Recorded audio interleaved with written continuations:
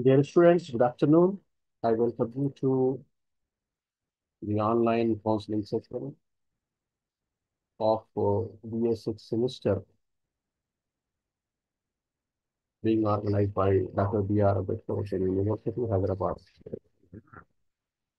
So students, you know that we are dealing with the paper on English fiction or the course on English fiction. And if you recall, in the previous classes, we have talked about the origin and development of English novel and its emergence in the 18th century, and a couple of texts uh, that is English novels, two different English novels, one by Robinson Crusoe, one Robinson Crusoe by Daniel Defoe, and the other by Henry Fielding, that is uh, then Joseph Andrew. And after that, we have talked about further development of novel in the 19th century and Victorian novel impact and different characteristics of Victorian novels in the 19th century. And after that, we have taken the sample text that is Pride and Prejudice, written by Jane Austen.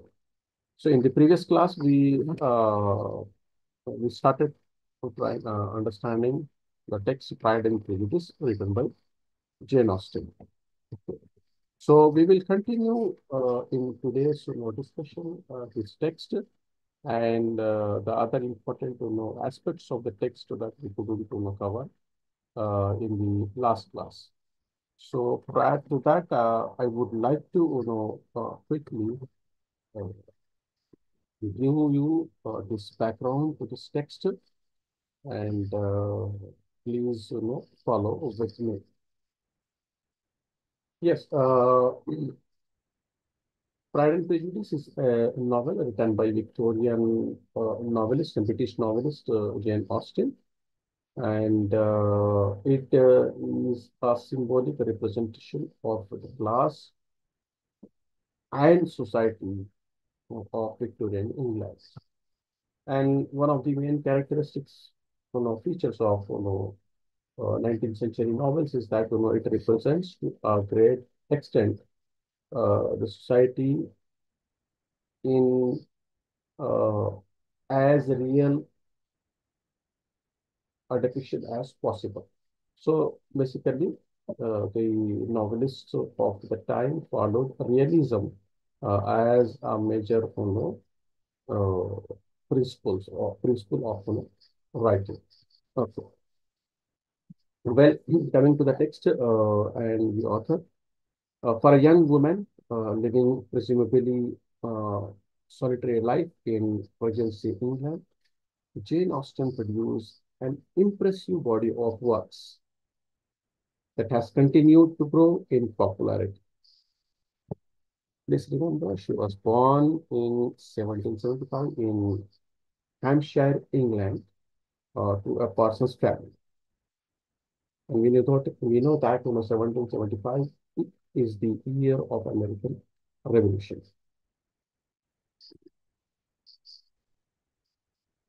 Jane Austen left home only for 5 years to attend boarding school and for occasional visits to siblings. Surrounded by books all of her life, she found an eager audience for her writing among her close-knit family. And as I told you in the last class that she was a voracious reader. She read most of the important works of 18th century novelists. And after reading those texts written by her predecessors, she was ready to write for the 19th century audience. Although she never married and had only one serious romance, her novels of courtship and marriage have remained favorites. One of the interesting thing about literature, and especially the one who writes literature, is that literature often uh, is produced by people whose emotions were suppressed, and those emotions are expressed through literature. This could be a coincidence, but in many cases, many writers who write who produce literature actually express their feelings and ideas and thoughts, which they wouldn't otherwise have done.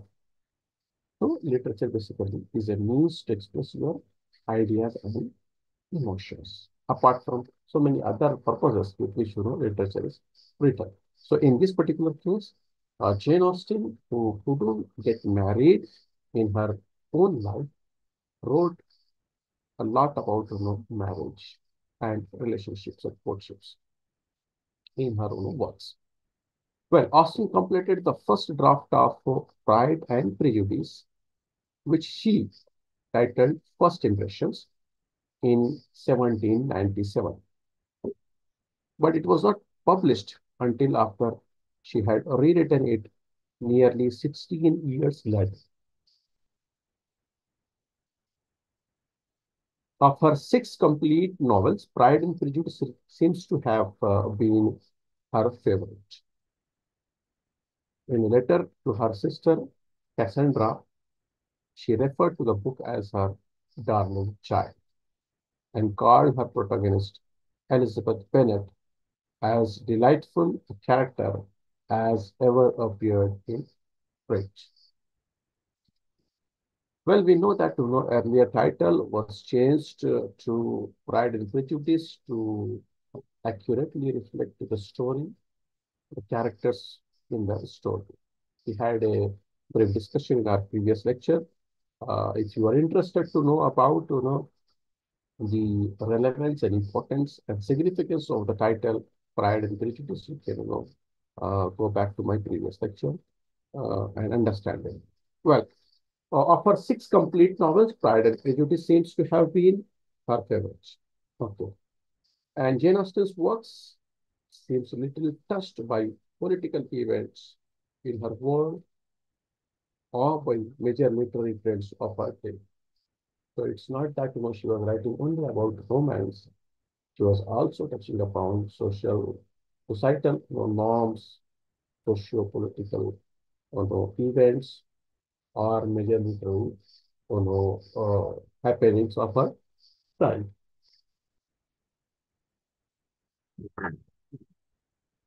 And she focuses instead on themes of social class, middle class, manners, gender issues, courtship, and marriage, all of which come together in Pride and Prejudice. So, if we recall the summary that we had of Pride and Prejudice, we came to realize that the novel barely touches about political and other events, and rather focus on societal things, especially the themes of marriage, the social class, the middle class manners, and things like that. Okay. Perhaps it is these timeless themes that draw readers back again and again to this novel. Had it been for any political event or any, time-bound, situation, the relevance of the text would have vanished because these subjects of the themes of marriage and manners, those are actually timeless, and that's why readers are betrayed. Readers are get attracted to this text again and again.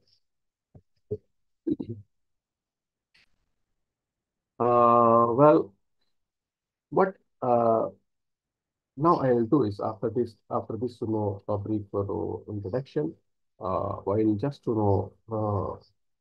give you perhaps once again a little summary of the text. Then we'll go on to talk about few other important aspects of the novel.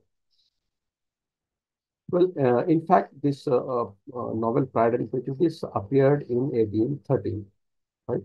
And it has important character as Elizabeth, character, a major character as Elizabeth Bennet, and her family, which is in search of love, loyalty, and wealth. When Mrs. Bennet hears that the wealthy, young, and eligible bachelor, Mr. Bingley, has moved into the manor of Northernfield Park nearby, she hopes to see one of her daughters married him. Of the five daughters born to Mr. and Mrs. Bennet, Jane, Elizabeth, Mary, Kitty, and Lydia, Jane takes an early liking to Mr. Bingley, despite his friend Mr. Darcy's initial coldness and apathy towards her young sister Elizabeth. Though Mr. Darcy's distaste soon grows to attraction and love. While Jane and Mr. Bingley begin to fall for each other, Elizabeth receives and declines a marriage proposal from her supercilious cousin, Mr. Collins, who eventually comes to marry Elizabeth's dear friend, Charlotte. While Mr. Darcy is in residence at Netherfield Park, Elizabeth finds and obeys and enjoys the company of a young officer named Mr. Wickham, who too has a strong disliking for Mr. Darcy. Mr. Wickham claims it was Mr. Darcy who cheated him out of his fortune, which then deepens Elizabeth's initial ill impression of the arrogant man that is Mr. Darcy. After a ball, that is a party held at Netherfield Park, the wealthy family quits the estate, leaving Jane heartbroken. Jane is then invited to London by her aunt and uncle Gardiner, which Mr. Darcy fails to tell Mr. Bingley, as he has persuaded him not to court Jane because of her lesser status. When Elizabeth visits her newly married friend Charlotte, she meets Lady Catherine de Boroughs, who is Mr. Darcy's aunt.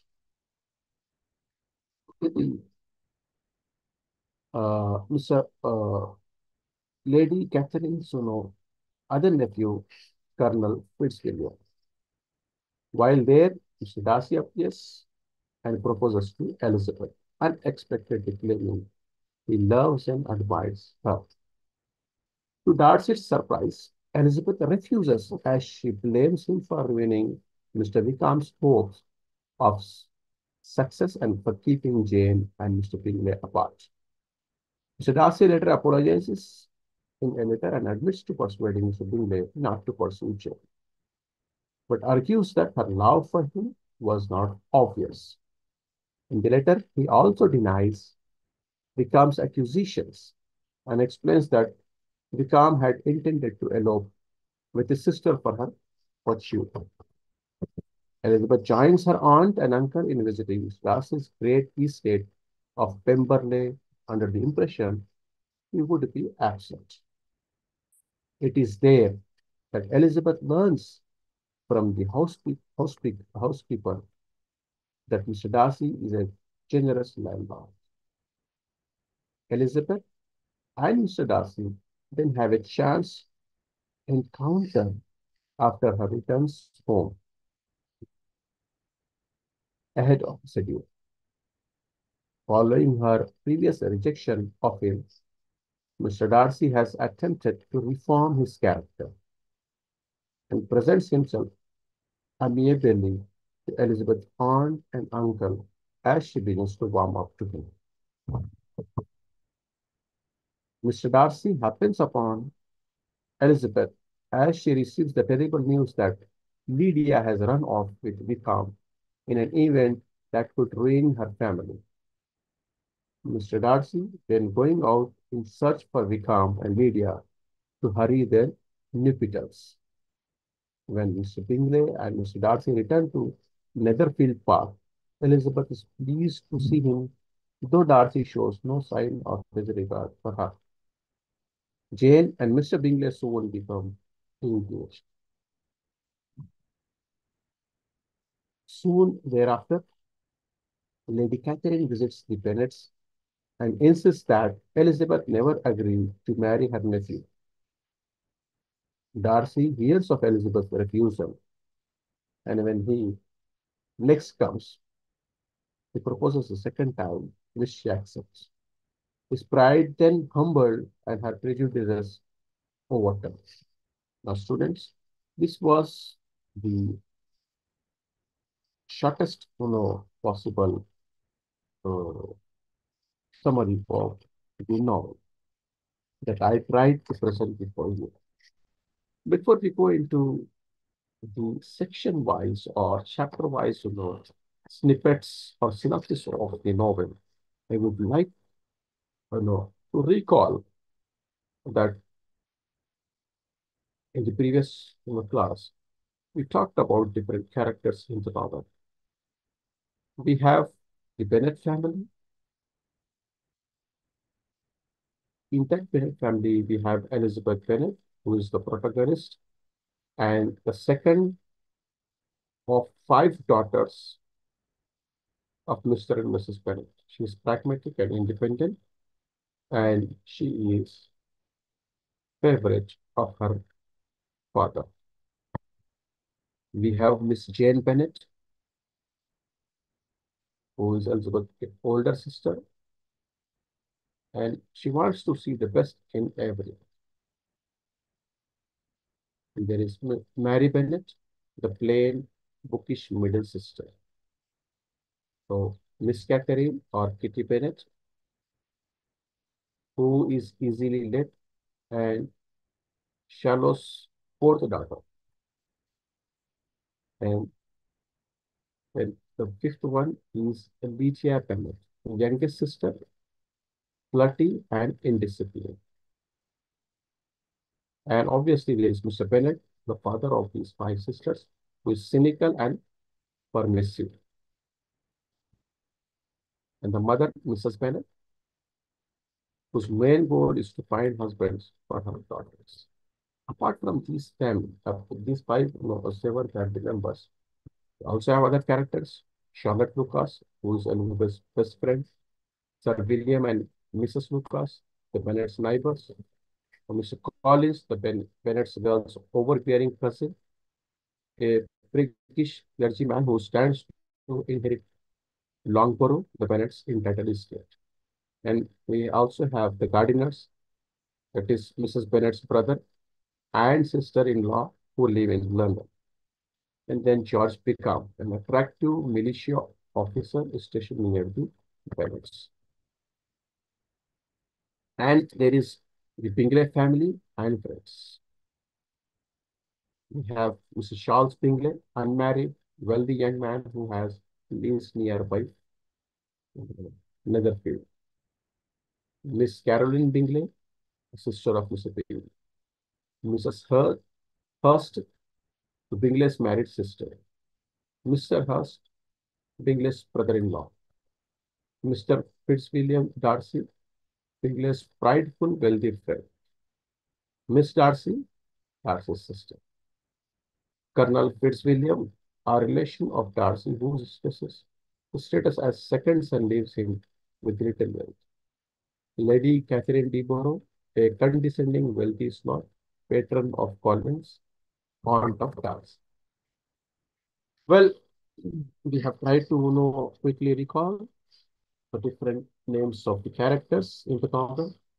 Now we'll move on to go through as quickly as possible the chapter-wise summary of the novel. So students, there are uh, two volumes of this novel. Sorry, in fact, there are three volumes of the novel. And there are as many as 22 plus 90 plus 90. There are quite a few chapters in there. So what we'll do is we'll try to look at multiple chapters synopsis um, for quick understanding and read. Well, there is this chapter 1 to 6 in which the meeting of the Bennets and their neighbors happen. Okay. So the narrator introduces the Bennett family and Mrs. Bennett's interest in their new neighbor, Mr. Bingley, a single man of large fortune, who has just rented Netherfield Park. After several dinners and visits, it is obvious that Bingley is attentive to Jane. However, his friend Darcy snubs the group, particularly Elizabeth, and is judged critically by the locals. The two men are contrasted, their personalities as well as their circumstances, as are Jane and Elizabeth and their judgments. Visiting their neighbors, the Lucas, Mrs. Bennet, and their girls have a chance to discuss Bingley and Darcy at length. Jane withholds her feelings, while Charlotte Lucas has a more pragmatic view of marriage. Readers learn that Darcy has taken an interest against his will in Elizabeth. Now, in chapter 7 to 12, there is a visit to Netherfield. Jane is invited to Netherfield by Bingley's sisters and, caught in the rain on her way, comes down with a bad cold. Elizabeth goes to check on her and is invited to stay as well. She is able to observe the others two others without Jane's presence. Mrs. Bennet and Lydia come to Netherfield to check on Jane, and Elizabeth is caught between embarrassment for her mother and the family life. Elizabeth and Darcy engage in a battle of wits. When Jane's health improves, the girls return home. In chapter 13 to 22, there is Mr. Collins' visit to Longborough. Mr. Bennet receives a letter from Mr. Collins, the male heir in line to inherit the family's estate. He proves to be a silly man, easily impressed by wealth and status. During his visit, the group encounters Wickham, a member of the militia stationed at Meryton for the winter. It is clear that he and Darcy are not on friendly terms. All the neighborhood eagerly anticipates a ball at Netherfield, hosted by Bingley. Elizabeth is dismayed by Colin's interest in her. Wickham's absence and the behavior of her family. She and Darcy dance and verbally spat. The next day, Collins proposes marriage to Elizabeth and is surprised by her refusal. Mrs. Bennet presses for the match, though her husband doesn't.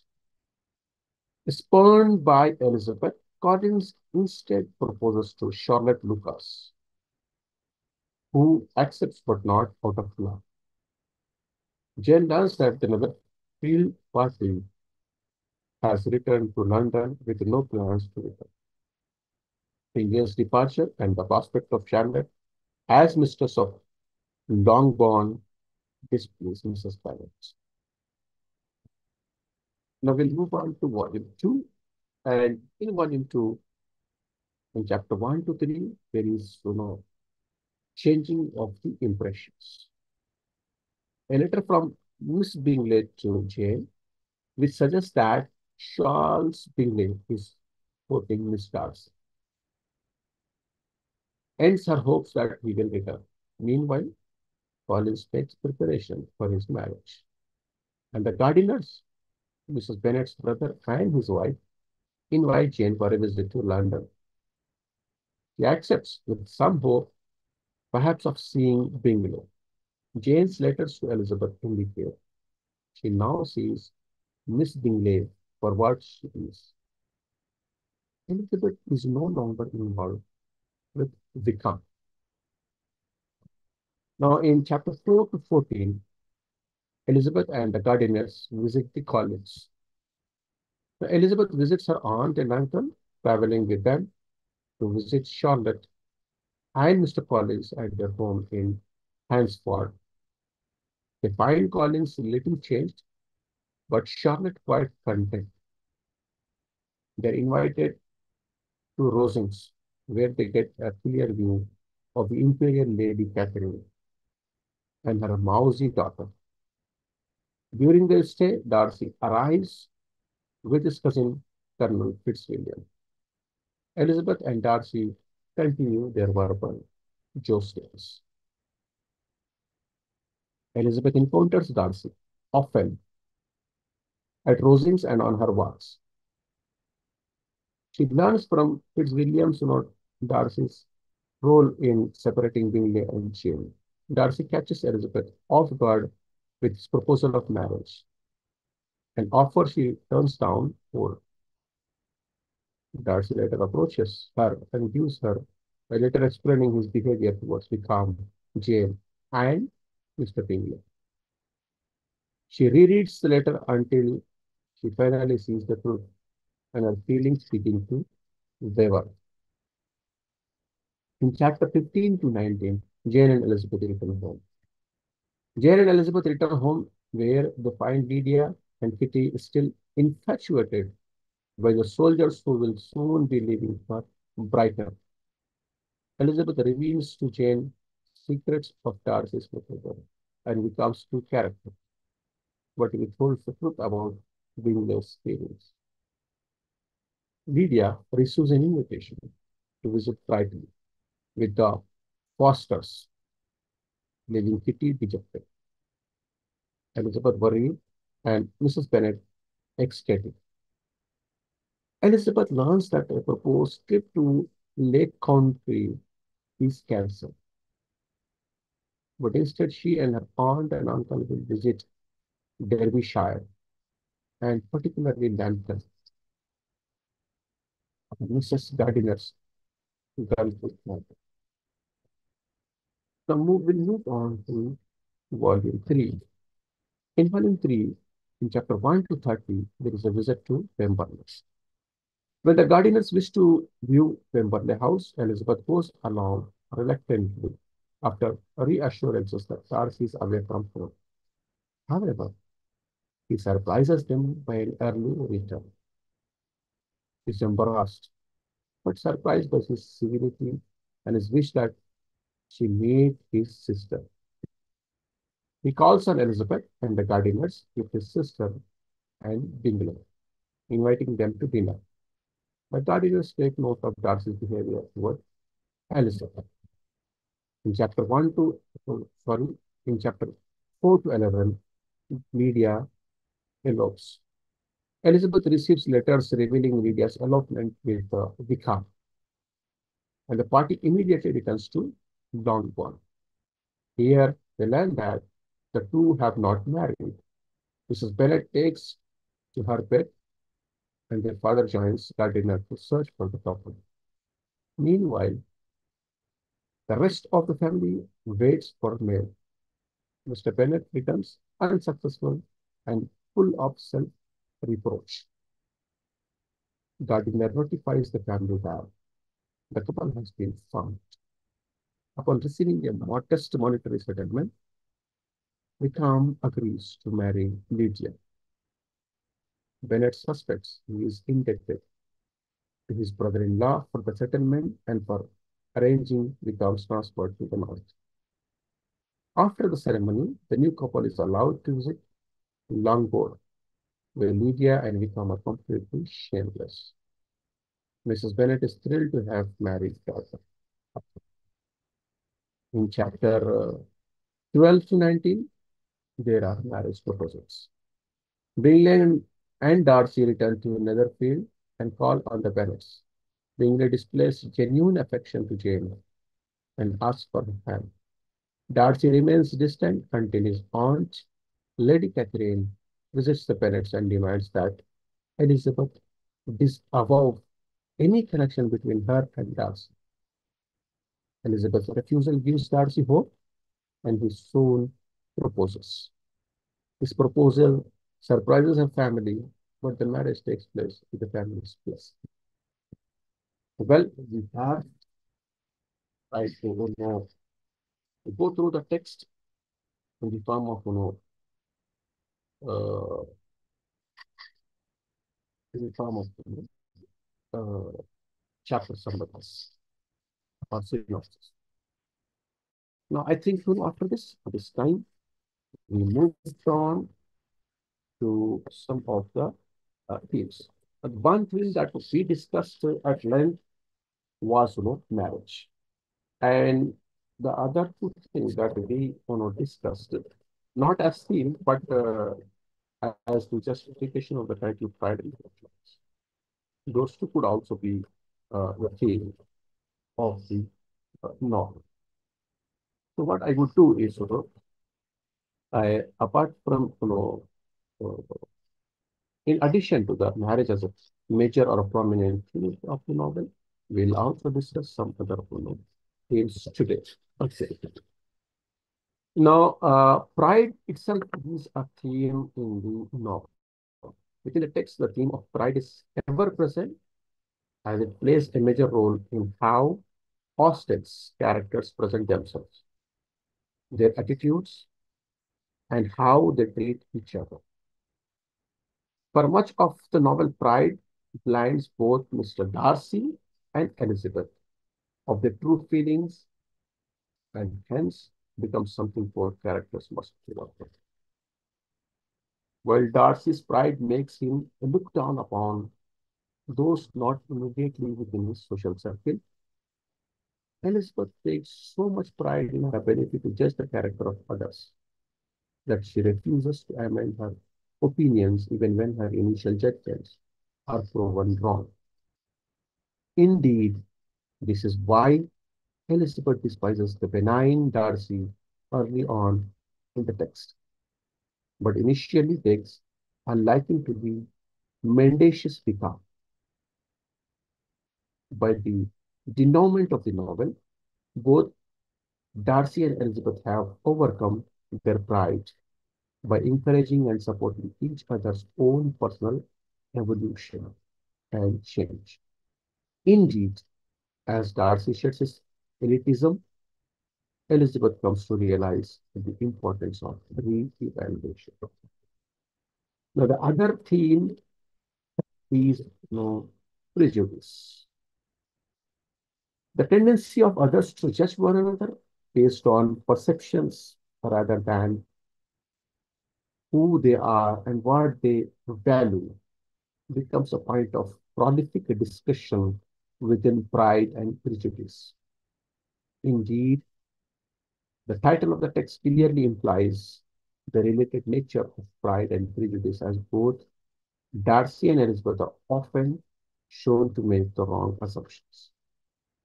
Darcy's assumptions grounded in his social prejudice, whereas Elizabeth's is rooted in her discernment led astray by her excessive pride. As Jane Austen subtly mocks the two lovers and their biases, she gives the impression that while such flaws are common, faulting someone else for the prejudice is easy, while recognizing it in yourself is hard. Well, Austen's representation of prejudice is aligned with the personal development and moral growth as she wittingly condemns those who refuse to set aside their prejudices, like Catherine and Caroline. Well, apart from these two, themes of pride and prejudice, there is also family as a theme. The family unit that Austen displays with pride and prejudice becomes the social and domestic sphere as it forms the emotional center of the novel, in which she grounds her analysis and discussion. Not only does the family determine the social hierarchy and standing of its members, but provides the intellectual and moral support for its children. In the case of the Bennett family, Austen reveals how the individual identity and sense of self is molded within the family as she represents Jane and Elizabeth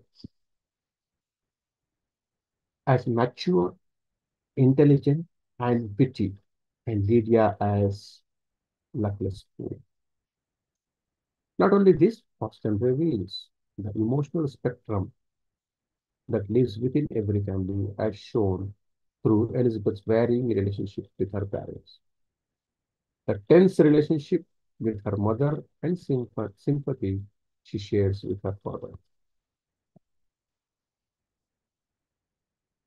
And I told you, marriage itself is a theme, and at the center of its plot, Pride and Prejudice examines the complex inequality that governs the relationship between men and women, and are uh, and her choices are based exclusively on family's social rank and connections.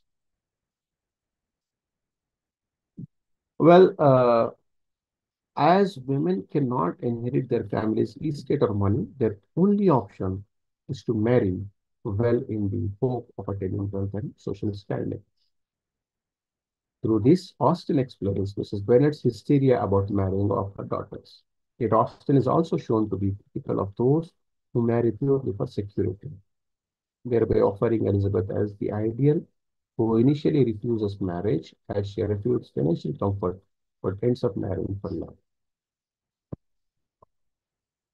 Then there is class and wealth as a theme in the novel. As Austen focuses much of her novel on the impacts of class and wealth, she makes clear of the system that favors the rich and powerful and often punishes the weak and poor. Characters, characters like Catherine, whose enforcement of rigid hierarchical positions often leads her to mistreatment of others. Characters like Mr. Collins and Caroline are depicted as void of genuine connection, as they are unable to live and love outside the perimeter of their social standing. In contrast, characters such as Bingley and Gardiner offer a respectable embodiment of wealth and class through their kindness and manners. Indeed, Austen doesn't criticize the entire class system, as she offers examples that serves to demonstrate the decency and respectability. Darcy embodies all that a high-class gentleman should, as though he is initially presented as a flawed and arrogant. It becomes clear as the novel progresses that he is capable of change, always generous and compassionate. His involvement with Elizabeth helps to bring his nurturing nature to the foreground, evident in his attempts to help the foolish Lydia. Austen suggests through Darcy's and Elizabeth's union that though class and wealth are respective, they do not determine one's character, nor who one is capable of love. There are a variety of literary devices used in the novel, including symbolism, imagery, allegories, setting, narration tone, writing style, title, and period plot. I think we have covered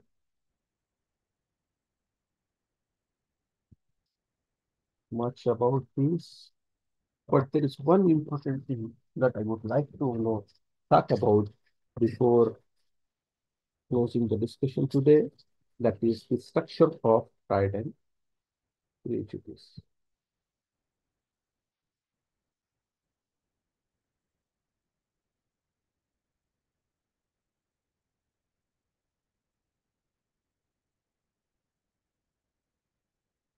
in a small discussion we should have on or yes. Well, so I was looking for that to know the structure part. Well, coming to the structure of it, I will present this. It is a well-constructed novel in which the events flow logically. There are no digressions. The subplots are related closely to the main plot, and the characters and action complement and supplement each other. The first six chapters introduce the Bennets, Lucases, Darcy, and the Bingleys, and also give the reader hints about the development of the plot.